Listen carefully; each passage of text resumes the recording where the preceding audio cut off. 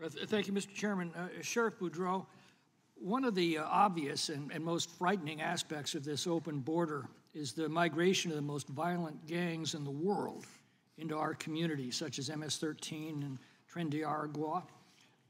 You said that the cartels are already trying to sink roots into your community. Could you go a little bit more into the details of what you're dealing with now in Tulare County? Yes, sir. What's interesting is that the cartels have actually infiltrated within California, even within agricultural businesses and businesses up and down the state of California. They are very smart, very good at what they do. They're businessmen. They're also very dangerous and violent, and they lead by intimidation and fear. In our county alone, the cartel that we dismantled was a Sinaloa cartel. The DEA is, of the 50 people we arrested, the DEA is still hunting down the primary suspect who actually lives in Sinaloa, Mexico. During the course of this investigation, we did learn that homicides had taken place up and down the state, as well as in the central San Joaquin Valley. And did you say that one suspect was responsible for 25 murders? Yes, sir. So in another case... This is what you're seeing in California today in real time. Real time.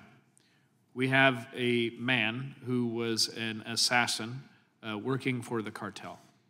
And this man admitted to over 25 different assassinations that took place at the direction of the cartel. He was discovered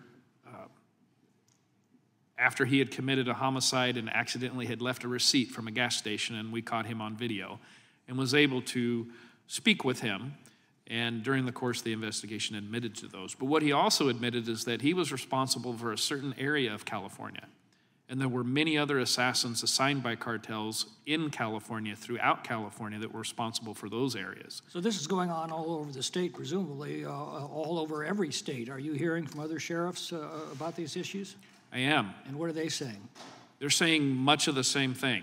You know, Sheriff Lamb is a good friend of mine out of Arizona who he and I speak pretty regularly. Much of what I speak of in regards to California and the violence as well as the human trafficking, it's mirrored in other states all throughout the United States. Now, illegal migrants often arrive into this country deeply indebted to the Mexican cartels that do actually control the border. How do the cartels enforce these debts on the other migrants? Enforce on the other who? On the other migrants.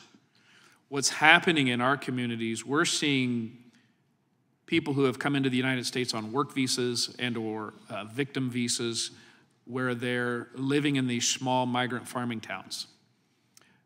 The cartel wants to control these migrant towns and truly lead the same way that they are in other countries, specifically in Mexico.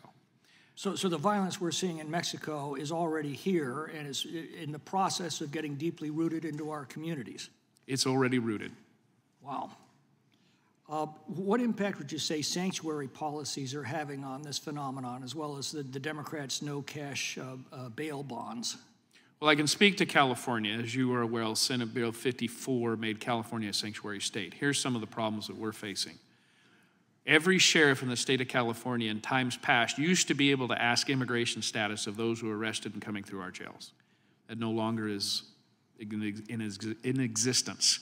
Sheriffs and law enforcement are no longer allowed under Senate Bill 54, supported by Kamala Harris at the time, spearheading much of the Senate Bill 54 with Sacramento Democrats. So when the Democrats tell us, well, there's no real evidence that illegal migrants cause more crimes, you're not even allowed to ask if they're illegal migrants. Well, and that's part of the formula. If I'm not able to ask, then there's no data to support.